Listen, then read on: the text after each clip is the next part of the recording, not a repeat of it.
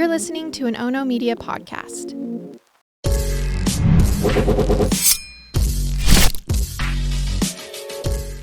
Good morning, and thanks for joining me for Rise in Crime, your morning caffeine hit all about crime.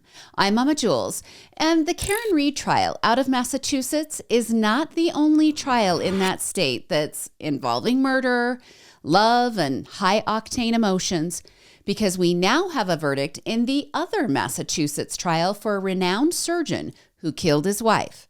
So let's start at the beginning of Harry Turk, who goes by Harry. I'm going to call him Harry from here on out. All right, he's a 58-year-old, widely revered in the medical community in Massachusetts.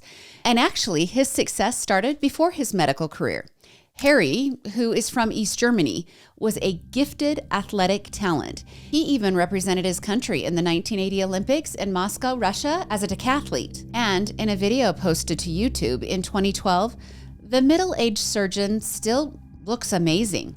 He's tall and he's fit and he's adventurous with his Harley Davidson head covering. It's like a surgical cap.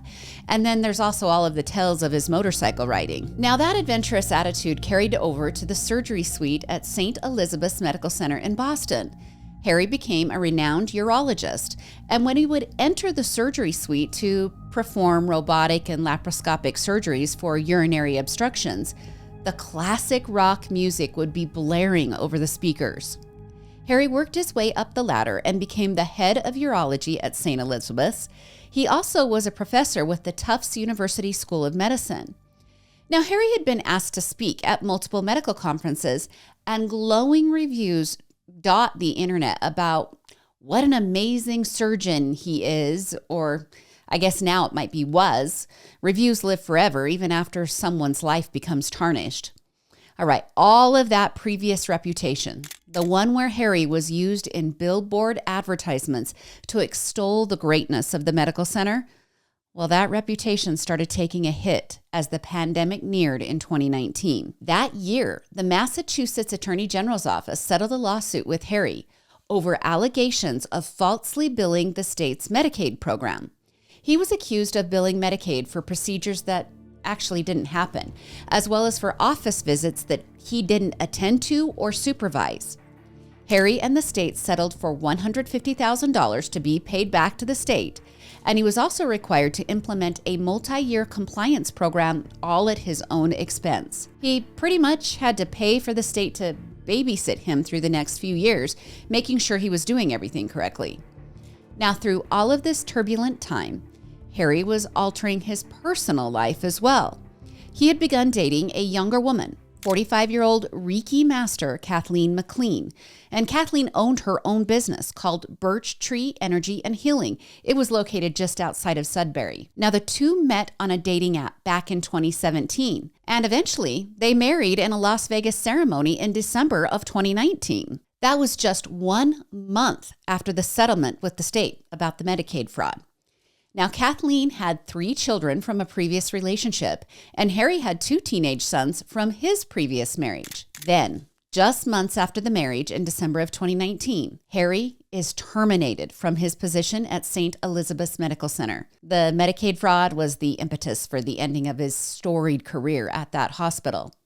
So professionally, Harry takes a hit. In his personal life, well, just because the marriage was new, really just in the honeymoon stage, it doesn't mean that all was bliss between the two. Kathleen was interviewed by police on February 3rd of 2020. This following a violent altercation between the couple. Kathleen told authorities that back in December, Harry had surprised her with the trip to Las Vegas. He also surprised her with that marriage license. And the surprises might have been like a sort of makeup gesture, because just days before the Las Vegas wedding, the couple were arguing while in bed. Kathleen claimed Harry had taken her head and banged it violently against the headboard. She said he then began choking her with his right hand and covering her nose with his left hand. She said she thought she was going to die when, quote, everything went black. Now, one of Kathleen's children allegedly heard the entire altercation. Kathleen said that after she kind of came to, Harry told her he loved her. Kathleen said that the next violent altercation occurred on January 11th. That fight started when Harry calling her multiple times while Kathleen was out getting a massage, well, he kind of lost his patience. And when she returned, she said Harry was fuming and he picked her up and threw her against the wall. When the incident was over, she told police that Harry tried to convince her that she wasn't remembering it correctly. She said he told her that he hadn't thrown her against the wall. Instead, he said she had slipped and hit her head. She said he also followed up that violent interaction with the same sentiments of love. So we've got the violent altercation in December, then the throwing against the wall in January, and now Kathleen is at the police department in February of 2020 telling authorities about the violent interaction that had happened just the night before. See, the couple allegedly had friends over to watch the Super Bowl. During that visit, Kathleen told family and friends that she might be leaving, moving out of the shared home. She said that Harry accidentally overheard the conversation, and when their company left for the night, he allegedly pushed her off of his lap and told her that she couldn't be trusted. She told police that Harry's son had witnessed the argument. Now, when she visited with police, she said she was concerned that Harry might use one of his guns to harm her.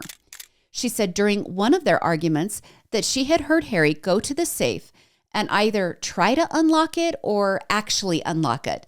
And she knows this because the safe had a keypad and the buttons would make beeping noises when they were pushed. Now, she did admit that Harry had never pulled a gun on her, but she was scared that might happen because she was seeking a protection order.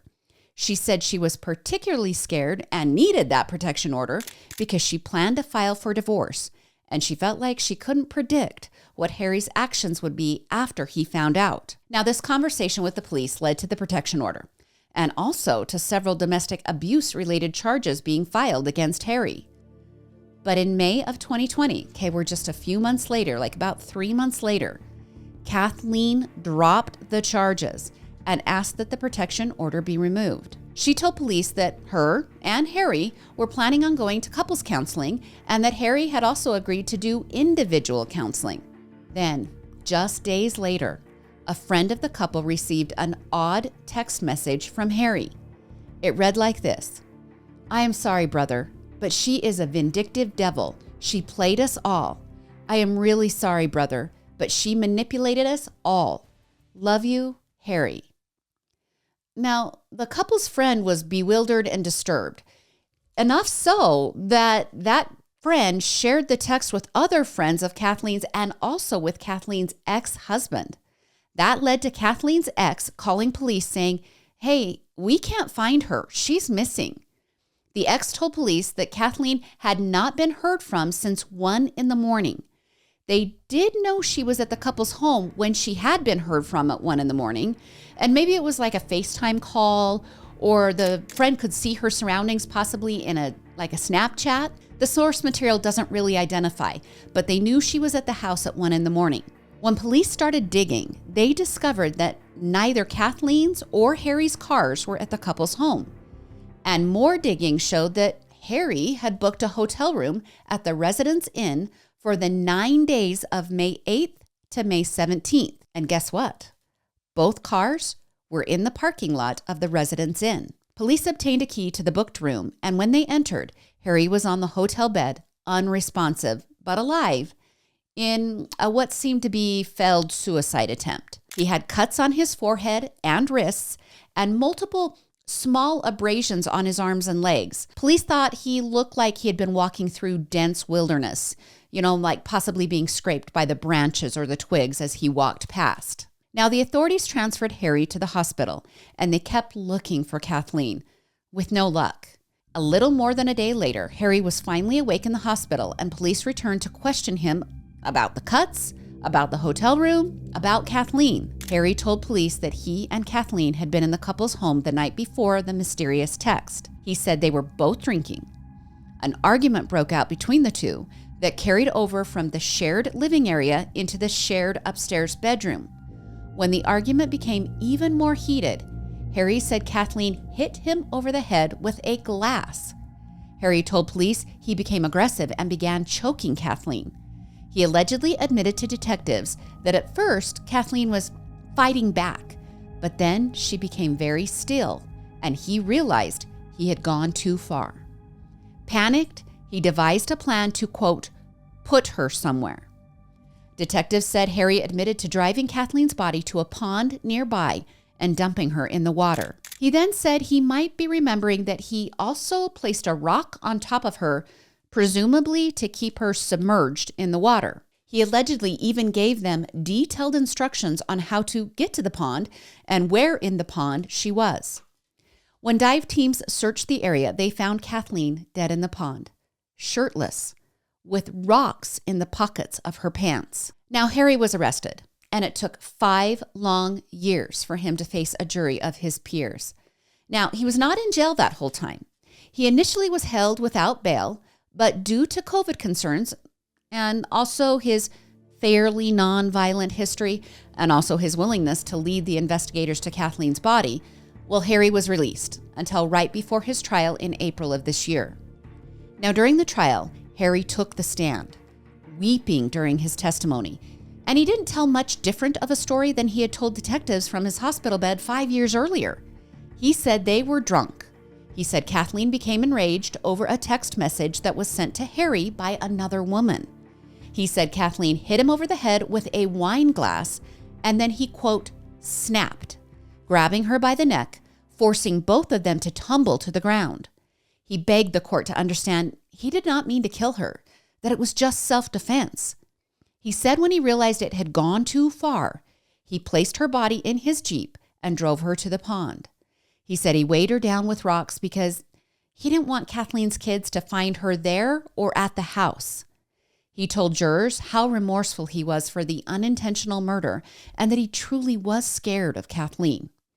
He also said that the weight of the divorce and the pressures of the COVID-19 pandemic made him a more volatile man. Now, as you can guess, the prosecution said that his claim of self-defense was, well, basically pathetic. The state told jurors in closing arguments that the killing was about the house. Harry didn't want Kathleen to have the house and the divorce, and so he needed to get rid of her. In fact, prosecutors felt like this killing, this murder, met the merits of first-degree murder. They said if he was really just caught up in an alcohol-fueled argument, why didn't he call police once he realized he killed her? Why did he try to conceal her body? Now, the whole trial took about 4 weeks, and the jury deliberated for 2 days before finding Harry guilty of voluntary manslaughter. Now, it seems the jury accepted at least a portion of the defense team's argument. They seemed to believe it was murder committed in the heat of passion and not with premeditation. Last week, Harry was sentenced to 12 to 16 years in state prison for the murder of his wife, Kathleen. Now, during the sentencing, Harry apologized to Kathleen and her family. He said he played a, quote, terrible role in her death. He then said the following, "I can't even imagine the loss and pain I've caused you by my actions." He then turned to his kids and told them how sorry he was for letting them down in an unimaginable way. At her memorial, Kathleen was remembered as someone who truly found peace in helping others heal. Her Reiki business, Birch Tree Energy and Healings, was named after the birch tree, obviously, but that name was chosen because that tree spans the distance between heaven and earth. She was remembered for loving sunflowers, blue hydrangeas, warm wool socks, and she was never without the herb sage. Many friends were unable to attend a funeral due to COVID-19 protocols. Now, I need to tell you one more aspect of this case. Ultimately, this twist in the case had nothing to do with the final outcome, but I want you to remember Massachusetts State Police Trooper Michael Proctor. Yeah, that guy. You're like, I know that name. That's the investigator who, in the Karen Reed investigation, sent derogatory and misogynistic text messages about Karen Reed. He was the guy hoping to find naked pics of Karen on her phone, and he was the guy who called her a whack job and expressed that he hoped she would harm herself before the trial. Well, that Michael Proctor was an investigator on Harry's case and Kathleen's murder. Harry's lawyer tried in several motions to question the investigative integrity of the murder of Kathleen. The lawyer was like, hey, if he's skeezy in the Karen Reed case, then he could be skeezy in this case. Well, the motions really only slowed down the beginning of the trial since the judge ruled that the investigative work on Kathleen's case had been sound. But I mention it because when this kind of unsavory activity is discovered in a high-profile case, the reverberations can be felt in everything that Proctor had touched. And in case you don't remember, Proctor has since been fired for his skeezy behavior. Go ahead and let me know in the comments what you think about this case. Now to an update from last week's episode. Coach Aaron Thomas out of Rhode Island and the naked fat test trial. And as you might remember, Aaron was accused of asking male teen athletes if they were shy or not shy, and then having them undress for either fat tests or body composition tests, and those were done with pinching and squeezing. But he didn't use a machine or calipers. He used his ungloved hand, and he pinched and squeezed in the genital area. Now, the case hinged on whether Aaron was doing the tests with sexual motivation. See, Aaron admitted to doing the test. He admitted to pinching and squeezing over 600 male athletes. He admitted to using his method with his bare hands over using a machine purchased by the school district. He testified on the stand for 3 days, saying he did these tests, but he absolutely didn't do the tests with a sexual motive. Well, after 2 days of deliberation, then the removal of a juror and a replacement with an alternate juror, and then the starting over of the deliberations and going for 3 more days, the jury rendered their verdict on Monday. And the verdict is, well, it's split. The jury did find him guilty of 2 counts of misdemeanor battery, but no felony guilty verdict for the 2 alleged victims. So basically, the jury said that he did touch the victims, but it wasn't sexual. And that means a potential of no jail time and absolutely no registering as a sex offender. When Aaron is sentenced next month, he could serve up to 1 year in prison for each of the 2 counts. But it's not likely, you guys. Aaron's attorney told reporters outside the courtroom that they were very satisfied that the jury saw the case the way that the defense saw the case, which was Aaron had no sexual intent whatsoever. But an adult witness who testified in the trial that he was touched as a teen by Coach Thomas, well, he posed this question to reporters. He said, an adult teacher or coach touching a naked underage student in a locked, windowless room during school hours without parental consent is a misdemeanor offense? Let that sink in. If that isn't a wake-up call for all of us, I don't know what is. Wow. I mean, that's a harsh question to ask. And one of the alleged victims in the case called for a change to state law, saying that persons of authority should be held to a higher standard. So that had me asking, what could they change in the law? Well, for starters, the statute of limitations in Rhode Island is very narrow. An alleged teen victim has only 3 years to report the abuse. And for me, that's a little crazy because if you are 15 years old when you were abused and you have only until 18 years old to express that abuse, well, your brain probably still hasn't even comprehended that you were abused.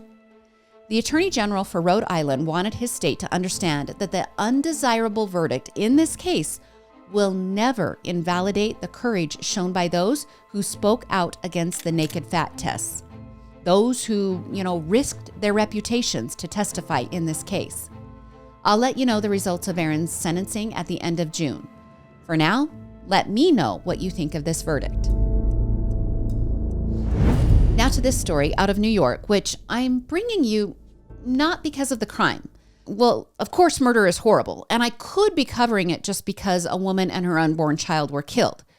But I'm bringing you this crime story because of the why. Why did 33-year-old Drew Garnier kill his pregnant wife and stab his 2 daughters, ages 6 and 9? We have to head back to Labor Day weekend of last year when police were called to a domestic dispute in Masonville, New York. On that evening, Drew was the one making the 911 call. He's telling the dispatcher that the couple had a fight. When first responders arrived, they found 29-year-old Samantha Garnier clinging to life with multiple stab wounds. Samantha was 5 months pregnant, and Samantha and Drew's daughters, Adelina and Izzy, were both seriously injured with stab wounds.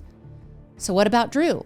Well, he's not injured much. He had some superficial wounds and a butter knife stuck in his pocket. Samantha was airlifted to UHS Wilson Medical Center, but her and her unborn daughter died from the trauma. And the two girls, well, they were transported to Upstate Medical Center in Syracuse, where after some time, they recovered from their injuries. And Drew was arrested on the spot and charged with second-degree murder and attempted second-degree murder. Over the last couple of months, Drew smartly took a plea deal, and his charges were lowered to first-degree manslaughter and 2 counts of first-degree assault. And I know that will make some of you very unhappy, but it did prevent the potential requirement of the 2 young daughters testifying against their father. So there is some good here. But now to the reason I'm telling you this specific crime story relating to domestic abuse and murder. During the sentencing last week for Drew, Samantha's father spoke, and he told the court that he believes the reason his son-in-law killed his daughter and seriously injured his 2 older daughters is because, are you ready? Drew wanted a boy, and Samantha was pregnant with a girl. Now, during the sentencing last week, Drew did not choose to speak, so there was no expression of remorse for the murder of Samantha and the permanent harm done to his 2 daughters. And Drew did ask that he could have contact with Adelina and Izzy, but the plea deal strictly prohibits contact until 2056. And that was the most that could legally be expected. They took it to the maximum. Now, the daughters, as they get older and become adults, can petition the court for that 2056 deadline to change. Samantha's father has adopted the 2 girls and is very committed to raising them through this difficulty. It was reported that when Drew was given the no contact orders to sign following the sentencing, Drew allegedly refused to sign them. Now, the judge told Drew that his daughters had a right to expect protection from him, and he violated that right. Drew was sentenced to 30 years in prison with 15 years of post-release supervision. Samantha was remembered as a loving mother who always wanted the best for her children. The community rallied after the murder last year and provided a meal train to feed the family for several weeks. We can only hope for a bright, loving future for Samantha's 2 girls. And let's finish with this story out of Charlotte, North Carolina, where on Sunday, 22-year-old Rodney Wood was arrested and charged with attempted first-degree murder and assault with a deadly weapon. Now, this is rising crime, and so Rodney could be trying to kill someone over a love triangle or an inheritance, or maybe he's having a skirmish with the police. No, that's not it. Rodney shot his coworker at Popeyes because he burnt the biscuits. Now, this all went down at a local Popeyes restaurant where Rodney and his coworker, who is yet to be named, are both managers. Now, they had tussled before, leading Rodney to ask for a request to transfer to a different Popeyes location. The transfer had yet to occur, so the two were on shift together Sunday night. Now, it's not clear who allegedly burned the biscuits, but the two began arguing, and one challenged the other to take it outside. Rodney told detectives that the other employee popped him in the mouth 3 times, which led Rodney to pull his firearm, which, by the way, I'm sure is against the employee handbook to be carrying at work. But anyway, Rodney said he fired off 2 warning shots and that he had no intention of killing his coworker. But those warning shots landed in the coworker's pelvic region and chest. Also, when the shots were fired, the two were directly in front of each other, point blank range. Now, the coworker was transferred to a regional hospital and underwent emergency surgery. He was still listed in critical condition when I took the podcast to production. And what about Rodney? Well, he fled the scene, but he was quickly apprehended in the mall where the Popeyes is located. His bail has been set at $50,000. Now to just a couple of comments from Monday's episode. You guys really felt for the Aaron Martinez family. That's the horse trainer who was allegedly gunned down by his neighbor. And now, remember, Trevor is on the run. The reward for information on Trevor's whereabouts has reached $30,000, and Trevor has been added to the top 10 fugitive list in Texas. Now, Christina on YouTube reminded us that America is a melting pot. And I'll add to that and remind everyone, Aaron did it right. He worked hard, started a business, loved his family, and gained his U.S. citizenship. Aaron did nothing wrong with his journey to America. We should lovingly embrace those who make America better. And for those celebrating Emily's Law in Arizona, I will promise you, I'll try to cover as many Native American cases as possible, but the lack of reporting on these crimes among the indigenous communities is just staggering. For some areas, it's as if they don't exist, and that's just heartbreaking. And finally, to Misty on YouTube, who commented on the escaped inmates out of New Orleans. I love your thinking out of the box, Misty. She mentioned that the most likely explanation for the drawing that had the misspelled version of too easy is that the inmates meant the breakout was too easy. But it could also mean directional, like too easy, like a direction, which New Orleans is referred to as the Big Easy. Good catch, Misty. And by the way, 5 of the 10 have been caught. And man, were some of these guys so stupid. They might as well have been carrying around a sign that said, "Hey, I'm the escapee. Take me back to jail." I'll let you know what happens with the other 5. And that's your Thursday episode of Rise in Crime. Thank you for being here with me. Thank you for sharing an episode with a friend, either this one or one of your favorites. It really helps the podcast grow. So a big thank you from me to you. And please send me your case suggestions. I love to talk about what you want to talk about. We love 5-star reviews and positive comments here at Ono Media. Please like and follow and subscribe on either the podcast platforms or social media or at YouTube. And the 3 podcasts at Ono Media are Rise in Crime, Murder with My Husband, and Into the Dark. Join me again on Monday for more morning crime news. I'm Mama Jules, and keep safe out there.